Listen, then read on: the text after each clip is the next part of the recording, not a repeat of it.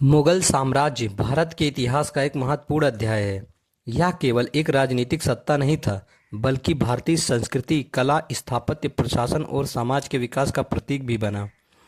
16वीं शताब्दी के प्रारंभ में जब दिल्ली सल्तनत खिलजी, तुगलक, लोधी आदि अपनी कमजोर और आंतरिक संघर्षों से जूझ रही थी, तब एक नई शक्ति पश्चिमोत्तर से आई और भारत की नियति बदल दी। वह शक्ति थी मुगल वंश की। मुगलों की उत्पत्ति कैसे हुई? तो मुगल वंश की उत्पत्ति मंगोल, चंगेज खान और तुर्क फारसी परंपरा दोनों से जुड़ी थी। बाबर मुगल साम्राज्य का संस्थापक पिता की ओर से तैमूर और माता की ओर से चंगेज खान का वंशज था।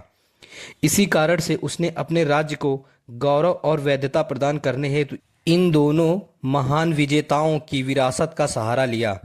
बाबर 1526 से 1530 ईस्वी तक सत्ता स्थापना। बाबर ने फरगना उज्बेकिस्तान में जन्म लिया। 1526 ईस्वी में पानीपत की पहली लड़ाई में उसने इब्राहिम लोदी को हराया और भारत में मुगल साम्राज्य की नींव रखी। यह युद्ध भारत के इतिहास का निर्णायक मोड़ था। बाबर ने पहली बार तोपों और बंदूकों का प्रयोग किया। अन्य युद्ध 1527 ईस्वी में खानवा का युद्ध, राणा सांगा मेवाड़ को हराया।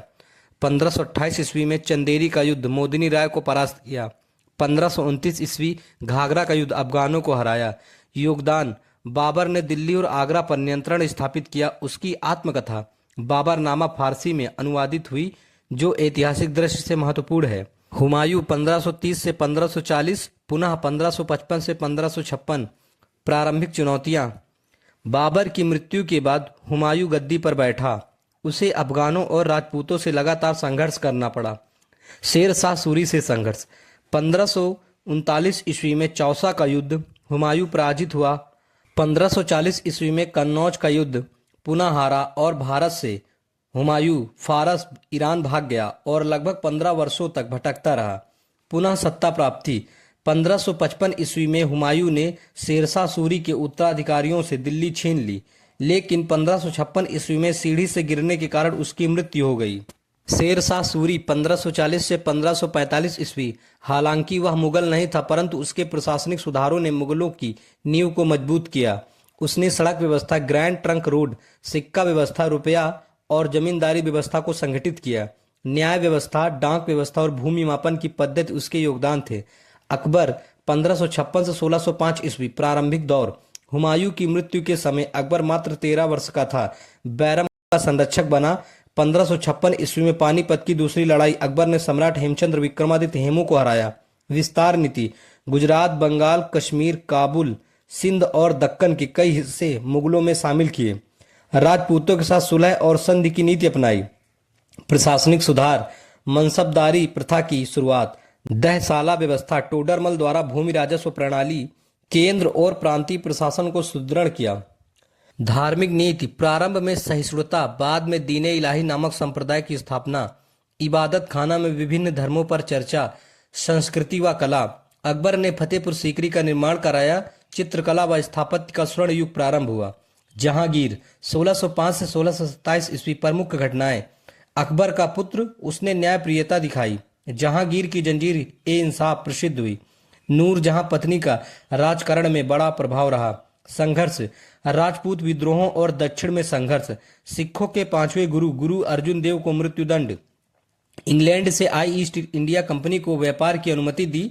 1613 ईस्वी में मुगल बादशाह जहांगीर ने सूरत में फैक्ट्री स्थापित करने की अनुमति दी, जो भारत में कंपनी की पहली स्थापित फैक्ट्री थी।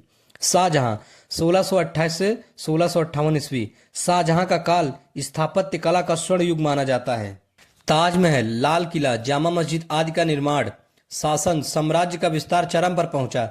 दक्कन की तरफ ध्यान। अंततः औरंगजेब ने सत्ता हथिया ली और शाहजहां को कैद कर दिया। औरंगजेब 1658 से 1707 ईस्वी। प्रारंभिक शासन: भाइयों द्वारा सिखों शुजा और मुराद को पराजित कर सत्ता हथियाई। दारा सिखों के विचार उदार थे, जिन्हें कट्टरपंथियों ने विरोध किया। धार्मिक नीति: जजिया पर पुनः कर लगाया। कई हिंदू मंदिर तोड़े।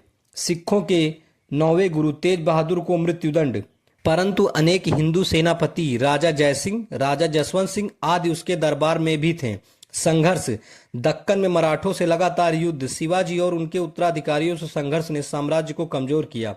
1707 ईस्वी में उसकी मृत्यु के बाद साम्राज्य पतन की ओर बढ़ा।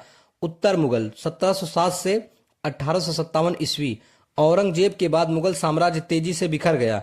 बहादुर शाह प्रथम 1707 से 1712, जहांदर शाह, फारुखशियार, मोहम्मद शाह रंगीला, जिनके समय में नादिर शाह 1739 और अहमद शाह अब्दाली 1761 के आक्रमण हुए। 1761 की तीसरी पानीपत की लड़ाई के बाद मुगलों की शक्ति और कमजोर हो गई। अंततः 1857 ईस्वी के स्वतंत्रता संग्राम के बाद अंग्रेजों ने बहादुर शाह जफर को रंगून निर्वासित किया और मुगल साम्राज्य का औपचारिक अंत हुआ। मुगलों की प्रशासनिक व्यवस्था: केंद्रीय प्रशासन, सम्राट सर्वोच्च, उसके अधीन मंत्री, दीवान, वक्सी, सहारुसुद्दूर आदि। प्रांतीय प्रशासन: सूबेदार, दीवान, काजी, फौजदार। राजस्व प्रणाली: टोडरमल की दहशाला पद्धति, मानसबदारी प्रथा, सैन्य और प्रशासनिक व्यवस्था का आधार। सांस्कृतिक योगदान: कला व स्थापत्य, ताजमहल, लाल किला, जामा मस्जिद, फतेहपुर सीकरी, हुमायूं का मकबरा। चित्रकला: अकबर और जहांगीर काल में मुगल शैली का विकास। साहित्य की बात करें तो फारसी भाषा का उत्थान, दरबारी साहित्य। संगीत: तानसेन, अकबर के नवरत्न। मुगल साम्राज्य का पतन कारण: औरंगजेब की धार्मिक कट्टरता, निरंतर युद्ध विशेषकर मराठों और दक्कन में, प्रशासनिक भ्रष्टाचार और मानसबदारी प्रथा की कमजोरी, नादिर शाह और अब्दाली का आक्रमण, अंग्रेजी ईस्ट इंडिया कंपनी का उदय। उपसंहार: मुगल साम्राज्य ने लगभग 300 वर्षों तक भारतीय इतिहास को प्रभावित किया। इसकी सबसे बड़ी देन थी सांस्कृतिक समन्वय और स्थापत्य कला। प्रशासनिक ढांचे ने आधुनिक भारत की नौकरशाही को भी प्रभावित किया, परंतु आंतरिक दुर्बलता और बाहरी चुनौतियों ने इसे धीरे धीरे समाप्त कर दिया।